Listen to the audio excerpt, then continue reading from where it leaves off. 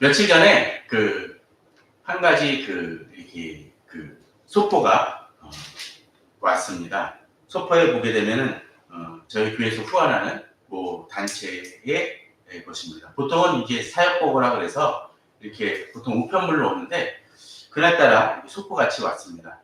근데 그 소포를 뜯어보니까 이렇게 비닐로 뭔가 싸는 것과 서류 하나가 있었습니다. 그게 뭐냐면 하나는 감사장이었습니다. 약 10년 동안 계속적으로 후원해 주신 것에 감사를 드립니다. 라는 거하고 3단짜리인지 우산 하나가 동봉되어 왔습니다. 그걸 보면서 그런 생각이 들었습니다. 벌써 10년이 되었네 라는 생각이 들었습니다. 그래도 꾸준하게 이 자동이체로 하지도 않았는데 꾸준하게 후원했구나 라고 생각이 들었습니다. 그 자체로도 의미는 있다라고 참 많이 생각이 듭니다. 근데 반대로 또 생각을 해보니까 저희 교회가 이렇게 아직도 미자립이고 여러 가지 부족한 점이 많은데도 불구하고 잊지 않고 계속적으로 후원해 오시고 또 헌금하신 분들도 있음을 깨닫기에 우리가 베푼 것보다도 받은 게 더 많구나라는 생각을 가지며 참 많은 은혜가 되었습니다. 그런 것 같습니다. 어떤 사람이 어떤 사람을 섬길 때 꾸준하고 지속적으로 하는 것은 참 중요한 것 같습니다. 한 번에 큰 헌금을 드리는 것도 또는 큰 후원을 하는 것도 중요하지만 계속적으로 지속적으로 기억하고 그들을 돕고 그들의 필요를 돌아보는 것은 더 중요한 것 같습니다. 오늘 본문은 바로 그러한 본문인 것 같습니다. 지난주에 이어서 이 봉헌과 섬김, 헌금에 대한 것인데 사실 제가 지난주에도 이야기 드렸지만 이 본문과 지난 본문은 사실 목사님들이 좀 지혜롭게 사용해야 될 참 본문 중에 하나입니다. 지혜롭게 사용하지 않으면 단순한 헌금 강요로서 비춰질 수도 있고 또 반대로 이것을 이야기하지 않는다는 것은 성경에서 이야기하는 중요한 포인트를 놓치는 것일 수 있기 때문에 이 본문은 다뤄야 될 본문이지만 지혜롭게 다루는 것이 필요합니다. 바울도 이 부분을 다루는 데 있어서 지혜롭게 이야기하고자 무던히도 노력하는 모습, 또 조심스럽게 접근하는 모습을 보여줍니다. 지난 시간에서 한번 오늘 본문을 좀 살펴보았으면 합니다. 오늘 본문은 이제 이렇게 이야기합니다. 성도를 섬기는 일에 대하여는 너에게 쓸 필요가 없나니 라고 되어 있습니다. 바울은 여기서 헌금을 이야기하는 것이 아니라 또는 남을 돕는 것이 아니라 섬기는 일이라고 되어 있습니다. 섬기는 일. 교회 봉사 여러 가지 있죠. 교회 청소를 한다든가 또 다른 사람이 여러 가지 어려운 일에 돕는 경우도 있습니다. 저도 이전 교회에서 어려운 한 가정을 몇몇 사람들하고 같이 패드 칠이나 그런 것들을 도와주러 하러 갔었던 기억이 납니다. 또 신대원 다닐 때도 강릉 쪽에 물난리가 났었을 때 수해 복구를 위해서 한번 갔던 적이 있습니다. 저 하루에 지나지 않긴 하지만 반나절 정도 지나지 않긴 하지만 그 일들은 중요한 의미를 지니고 있었던 것 같습니다. 섬긴다라는 것이 참 중요합니다. 그런데 바울은 여기 대해서 쓸 필요가 없다라고 되어 있습니다. 쓸 필요가 없다는 건 뭘까요? 이들이 이미 충분히 해왔다는 의미가 아니라 이미 잘 알고 있는 부분들이라는 것입니다. 그런데 여기서 이 쓸 필요가 없다라고 했는데 이 섬기는 일에 대해서 바울은 2절에서 좀 다르게 얘기합니다. 이는 내가 너희 원함을 알미라. 내가 너희를 위하여 마게도니아 인들에게 아가에서는 1년 전부터 준비하였다는 것을 자랑하였는데 라고 되어 있습니다. 자, 섬기는 일에 더 이상 이야기할 것이 쓸 것이 없다라고 했는데 여기서 섬긴다라는 것이 뭐였습니까? 바로 이들을 돕기 위한 구제 헌금이라는 것입니다. 구제물, 그렇게 얘기할 수 있다는 거죠.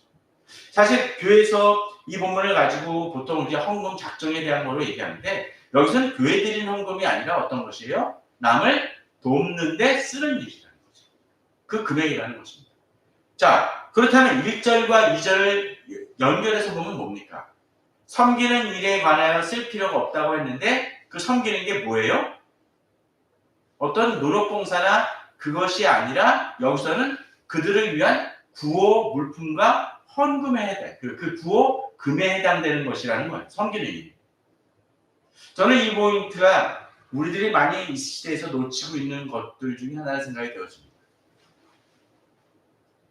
사람에게 있어서 가장 예민하고 민감한 부분이 있다면 바로 그게 돈 문제일 것 같아요. 우리는 종종 그런 얘기를 하죠. 친한 사람들끼리 또는 친구끼리 뭐 하지 말라고요? 금전관계, 돈거래하지 말라는 이야기를 합니다. 왜 그럴까요? 돈거래를 하다 보면 의가 상하고 관계가 깨어져 버릴 수도 있기 때문이죠. 근데 이것은 또 반대로 사실 금전 문제가 중요하기 때문에 정말로 친하고 관계가 있는 사람은 뭐가 있어야 될까요? 돈이 주고 받아지는 것이 오히려 마땅한 얘기라고 생각이 들어요. 물론 그 문제가 바로 어그러지고 문제가 생기니까 문제예요.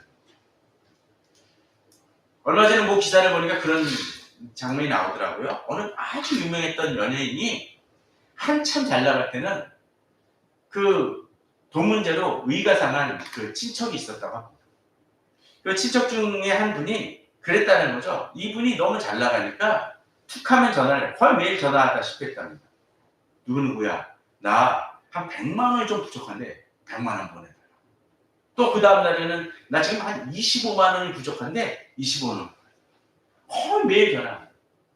물론 이 돈이라는 부분들이 이 연예인에게 있어서는 중요한 부분이 아닐 수, 아주 소액, 그 이야기하는 금액이 소액일지는 모르지만 그럼에도 불구하고 그것이 마치 당연한 권리인 것처럼 이 사람은 아주 그냥 그 바닷물을 퍼서 그 그냥 나눠주는 돈이 그런 것처럼 여기면서 이야기하는 것은 올바른 일은 아니라는 거죠. 또 그럼에도 불구하고 어떤 사람은 꾸준하게 다른 사람을 섬기고 돕는 사람이 있습니다. 어떤 뭐 연예인은 어떤 보육원을 끊임없이 도와줬고 그러다가 그 보육원에 차가 문제가 있다는 것을 깨닫고 자기 그렇게 잘 나가는 연예인이 아님에도 불구하고 그 돈을 모아서 그 보육원에 필요한 그 승합차를 하나를 최근에 준비해서 제공해 주었다고 합니다. 그러면서도 또 그런 일들을 계속적으로 해나갈 것을 결심했다고 합니다. 교회 드리는 헌금이 아니죠. 누군가를 드리고 섬긴다는 것은 단순히 나가서 일주일에 한 번씩 뭐 그것에 대해서 봉사하는 것만이 아니라 내가 가진 것을 나누고자 하는 열심이 있어야 한다는 것입니다. 바울은 이들에게 고린도 교회에 지금 새로운 것을 요구합니까? 사실 그게 아닙니다. 본문을 보면 무엇인가요? 내가 너의 원함을 알미라. 이 얘기는 그들이 고린도 교인들이 잊고 있었던 것을 깨우쳐주는 것입니다. 그들이 결심하고 이야기했지만 아마도 잊고 있지 않을까 하면서 염려해서 이해하는 것입니다. 물론 바울은 여기서 본문을 보게 되면 잊고 있었던 것이 아님을 다시 깨우쳐주는 것처럼 얘기하지만 아마도 본문을 보게 되면 뭘 알 수가 있나요? 아마도 고린도 교인들이 이 부분을 지금은 소홀히 하고 있었던 것 같습니다. 그러니까 일깨워주고 있는 것이죠.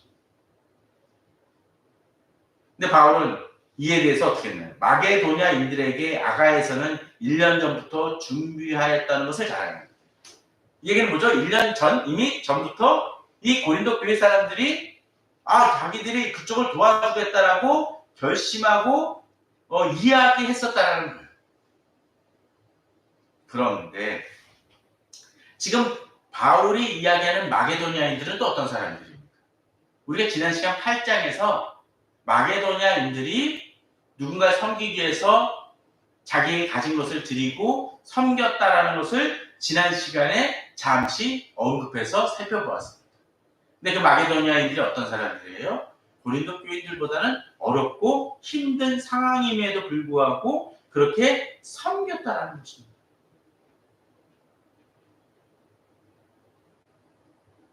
바로 바울은 고린도 교회도 이렇게 1년 전부터 계획하고 헌신하고 준비하고 있었다라는 것을 마게도냐 교인들에게 이야기함을 통해서 서로 간에 격려가 되고 힘을 실어주고 나 혼자만 하는 것이 아니라 여러 사람들이 같이 하고 있다는 것을 일깨워주고 독려하고 있었다는 거죠.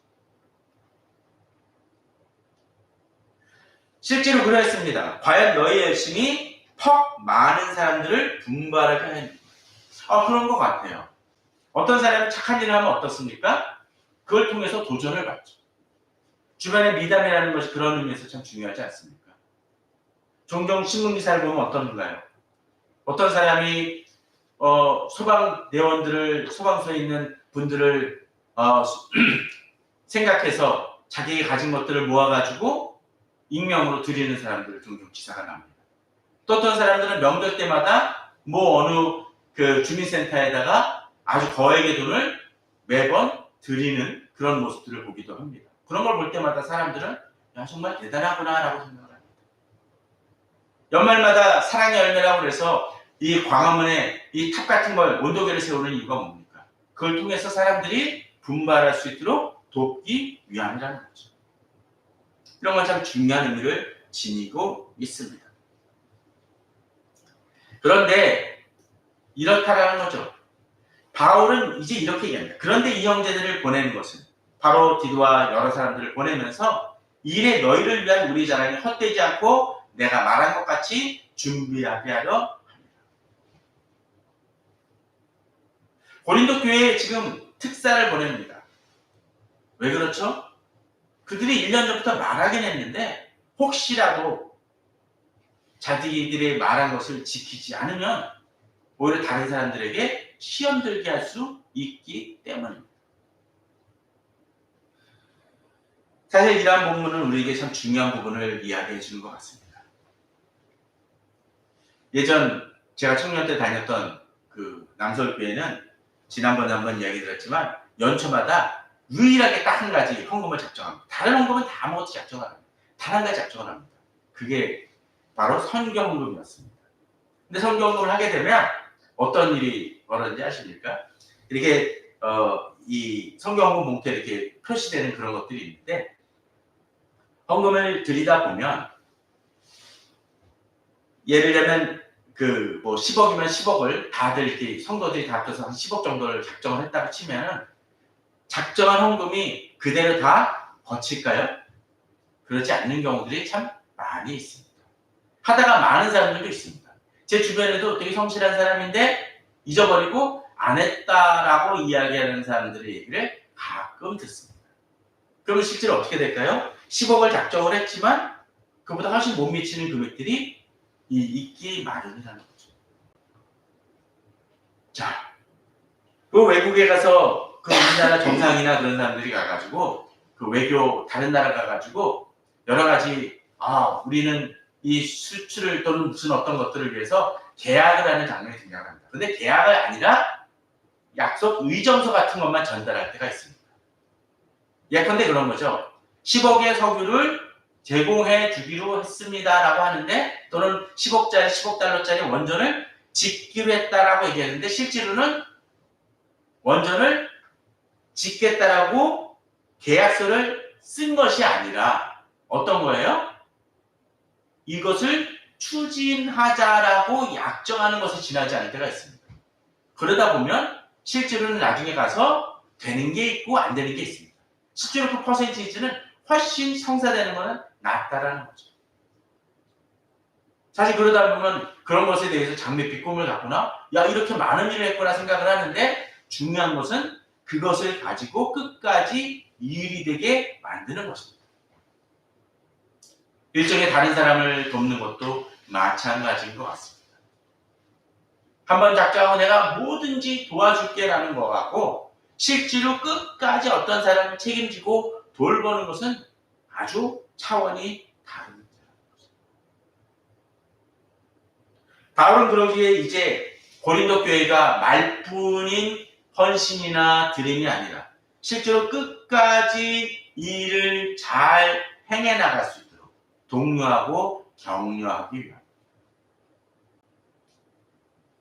그런데 이 문제가 단순히 개인의 차원에만 그치면 어떨까요? 그냥 개인이 실수와 내가 좀 잘못했어. 내가 그때는 생각이 짧았어. 라고 이야기하면 그만일지 모르지만 이 문제가 단순히 그 자신에게만 미치는 것이 아니라는 걸 보여줍니다. 4절입니다. 혹 마게도냐인들이 나와 함께 가서 너희가 준비하지 아니한 것을 보면 너희는 고사하고 우리가 이 믿던 것에 부끄러움을 당할까 두려워. 이 얘기는 뭔가요? 열심으로 섬기는 아까 마게도냐인들이 있었다고 돼 있는데 이들도 이제 후원하기라는 것을 받아서 이제 또 딴 쪽에 전달해야겠다고 생각을 하고 고린도 교회에 왔는데 준비가 하나도 안 되는 거예요. 그러면 그 얘기를 계속적으로 자랑했던 바울은 뭐가 됩니까? 창피하겠죠, 자기도. 또 고린도 교회는 고린도 교회대로 부끄러움을 당할 것입니다. 또 어떠잖아요? 마게도냐인들도 열심으로 또 뭔가를 봉사하고 전달하는 일들을 하고자 했는데 없으니까 또 일이 틀어지는 일들이 벌어지게 됩니다. 앞서 얘기드렸듯이 이 누군가를 돈을 드린다는 것은 분명 부담스러운 일일지 모릅니다. 저는 어떤 무리하게 어떤 것을 행하고 그런 것을 이야기하는 것이 아닙니다. 어떤 것을 작정을 했을 때 그 일을 끝까지 성실하게 밀고 나가는 것이 중요하다는 거죠. 금액이 적고 많음을 떠나서. 그런 점에서 저는 가끔 후원하는 후원을 요청하는 전화라든지 요청이라든지 그런 것들을 볼 때마다 참 조심스럽게 접근을 합니다. 교회가 지원할 수 있느냐 없느냐를 따져서 조금의 금액이라도 지원해야겠다라고 작정을 하면 어떡하죠? 그 일에 대해서 헌신하지만 그렇지 않은 경우에 대해서는 차단을 합니다. 오히려 그게 지혜로운 것이죠. 그래서 성경은 그렇게 얘기하죠. 망대를 세우고자 할진데 어떡하죠? 이 망대를 세울 수 있을지 뭐하라 그럽니까? 계산해 보라고 얘기합니다. 어떤 사람을 돕는다라는 것은 단순한 일이 아닙니다. 감정적인 문제를 넘어서야 됩니다. 내가 끝까지 돌아볼 수 있느냐 하는 것이죠. 어떤 데 장애인들을 돕고자 하는 헌신에 대해서도 마찬가지입니다. 주변에 그런 사람들을 보면 끝까지 잘 섬기는 사람들을 보게 됩니다. 오랫동안 그 일에 수고한 사람을 보게 됩니다. 어떤 곳에 가서 달동네 같은 데 가가지고 아이들을 가르치는 야학의 일을 했던 어떤 사람을 보게 되면 정말 예전에 초창기 때는 그 사람이 하는 일을 보면 어수룩하고 문제도 참 많았습니다. 잘못한 것도 많았습니다. 그런데 지금까지도 그 일을 행하는 걸 보면서 대단하다는 생각을 합니다. 비록 여러 가지 실수도 많지만 중요한 건 끝까지 그 일을 내가 헌신하며 그들을 사랑하며 돌보느냐 하는 것이죠. 아마도 바울은 고린도 교회가 그렇지 못한 모습을 보았기에 이제 다시 일깨워주는 것입니다. 어떤 때 우리 주변에는 그런 자극이 필요한 부분들이 있을지 모릅니다. 다른 이에게도 그렇고 공동체적으로도 그렇고 우리 자신에게도 그런 부분이 필요할 수 있습니다. 내가 결단했지만 그렇지 못한 부분들이 있다면 다시 자기 자신을 돌아보기 바랍니다. 이전에 남성교회도 가끔씩 그런 얘기를 합니다. 헌금 이제 마감이 나가옵니다. 이 부분에 대해서 한번 돌아보시기 바랍니다라는 자극증을 줍니다. 그걸 통해서 내 자신이 돌아보는 것이죠.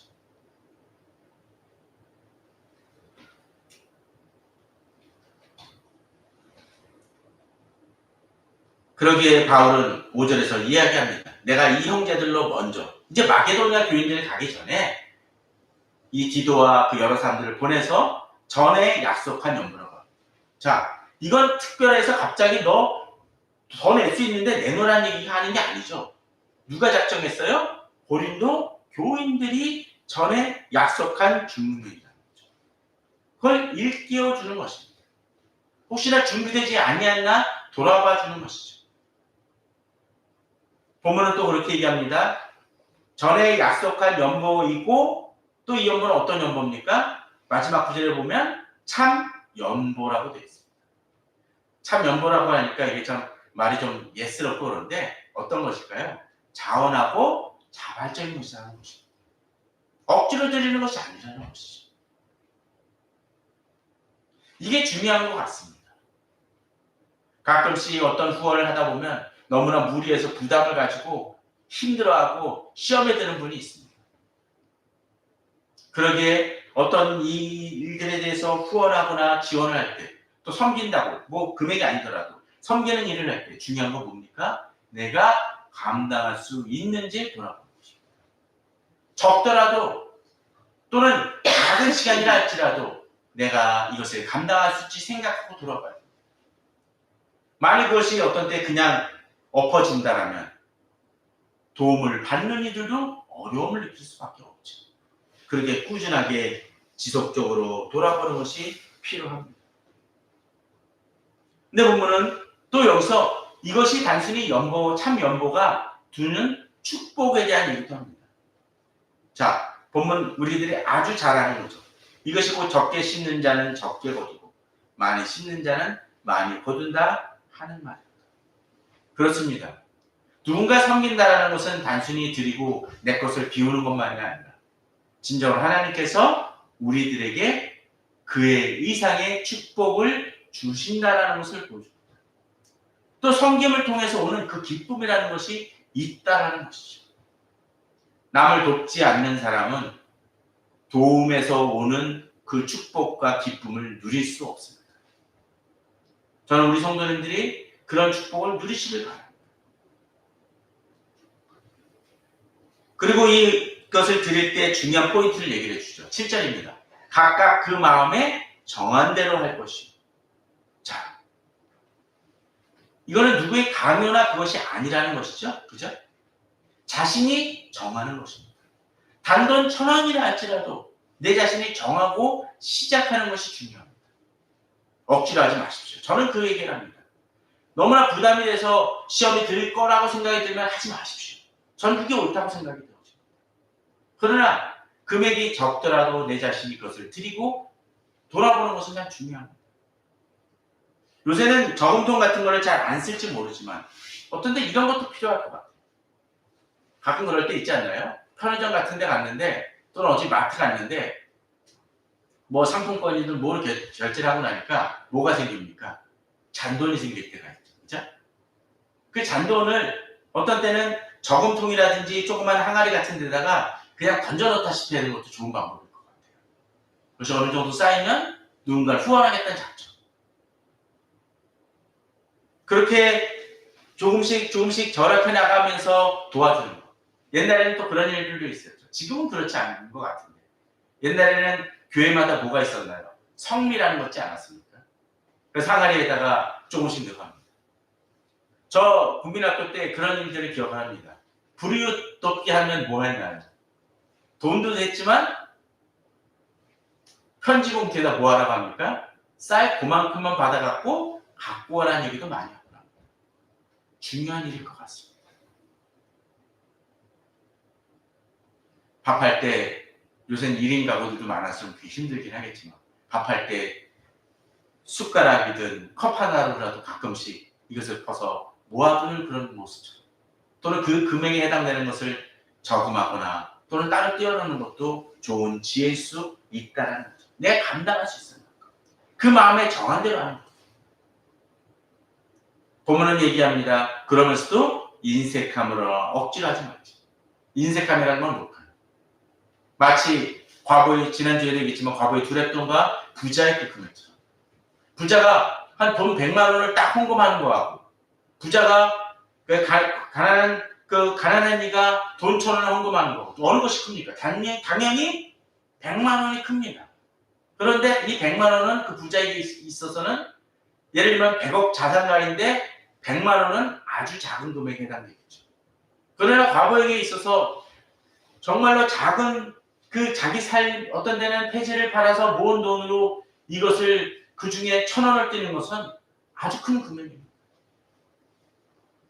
폐지를 팔아봤자 정말 얼마 받지도 못지 않습니까?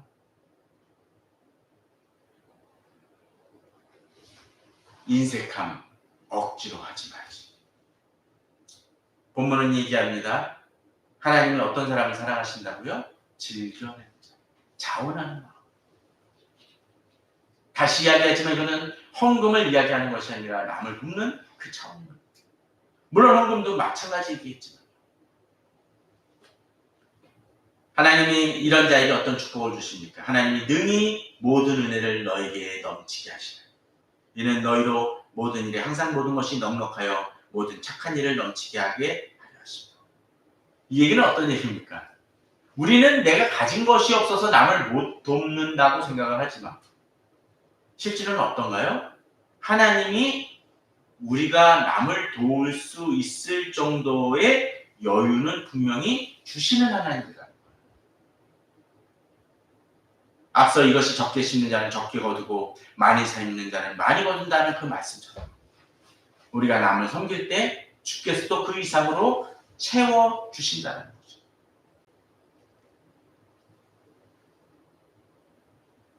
어릴 때 학교에서 뭐 불이웃돕기 성금 가져간다거나 또는 뭐 요새도 그렇겠지만 뭐 사랑의 열매에서 거기다 돈을 넣을 때 조그만 아이가 부모님과 함께 가다 보면 이 아이가 이렇게 1,000원짜리든 뭘 넣는 걸 경험하지 않습니까? 그런데 그 돈은 누가 줍니까? 다 부모님이 주는 돈이에요. 부모님 지갑에서 나가는 거지 얘 지갑에서 나가는 경우는 별로 없습니다. 또 얘가 1,000원을 그렇게 넣으면 부모님이 어떡하나요? 그만큼을 또 어떤 데 그 이상으로 채워주는 경우가 대부분 아닙니다.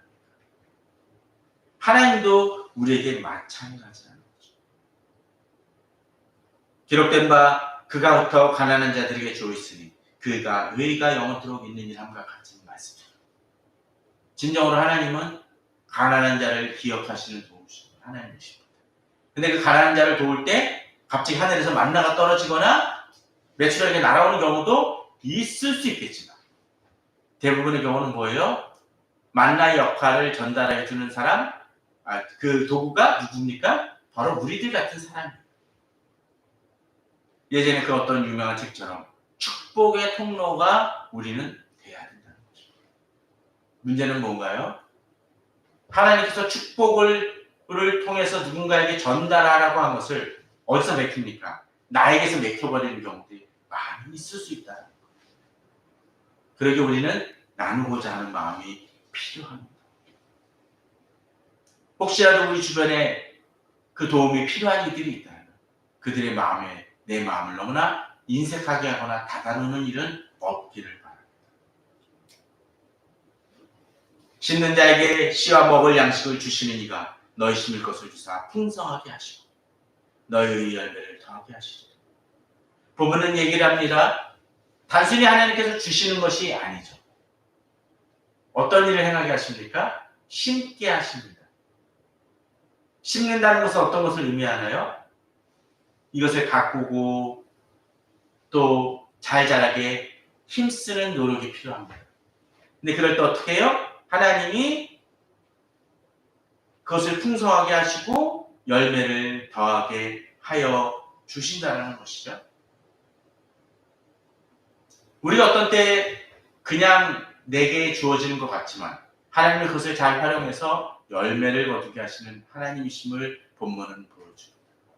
지금 내게 주어지는 것 그저 나만을 나 자신만을 먹고 잘 살게 하기 위한 것이 아니라 오히려 주변 이들마저도 돕는데 하나님께서 내게 그것들을 주신다는 것을 우리는 기억해야 합니다.